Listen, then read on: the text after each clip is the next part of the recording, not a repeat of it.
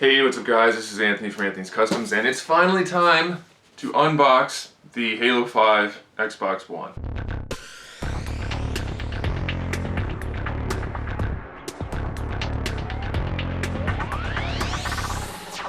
Alright, so you guys know this is the 1TB Xbox One, which is the same as the Call of Duty one that I had before, which I got simply to use and then sell off to buy this one, which worked out perfectly.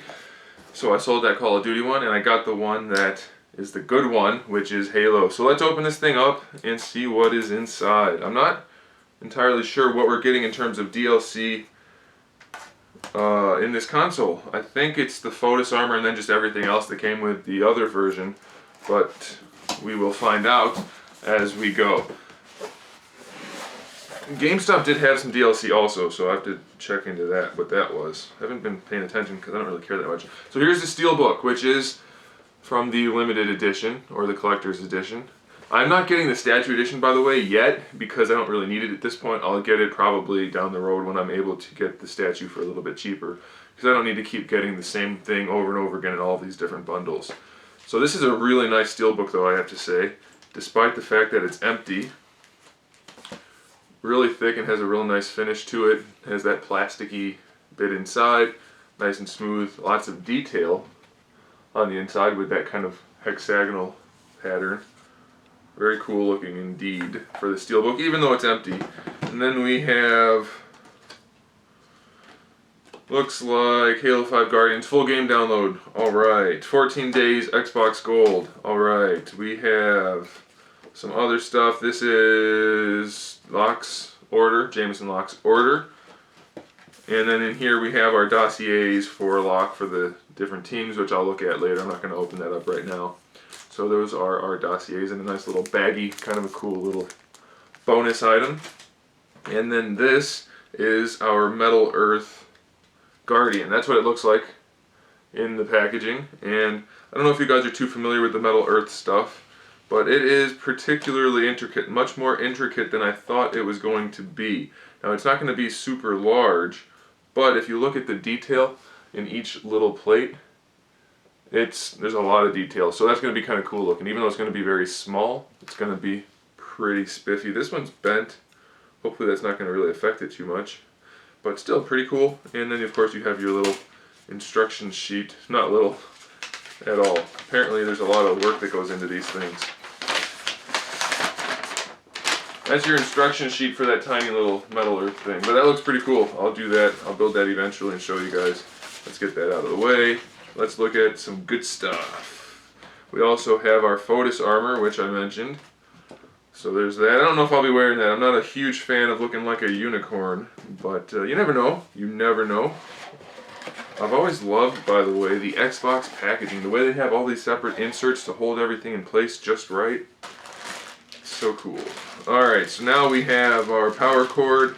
We have our, this is an HDMI cable. Don't really need any more of those, have a million of them.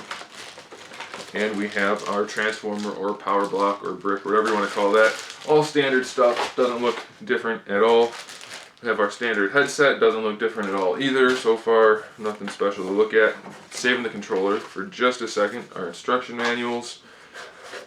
Another insert to hold the controller in place, and the controller, which you guys have probably seen by now, but this is a, now here's the thing, I'm a die-hard Master Chief, all the way Team Chief, not Locke, but I have to say, this controller looks way better than the Master Chief one. Now I'm a little bit partial to silver and blue as a color combo, but that is just a spiffy controller with the etched grips in here and then all this chrome going around, the blue chrome, the translucent gray buttons. Really can't beat that. And I know some people were worried about the etched grips being a problem as far as like getting finger junk in there from using it. It's barely etched in at all, so I don't think that'll be a problem.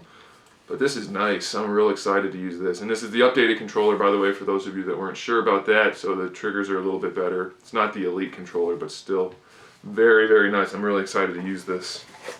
Can't wait to use it.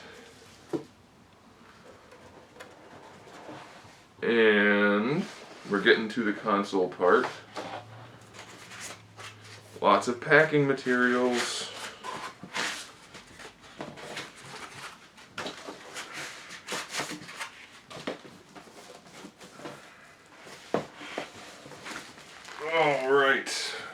also comes in a black plastic bag, so we need to open that up, of course.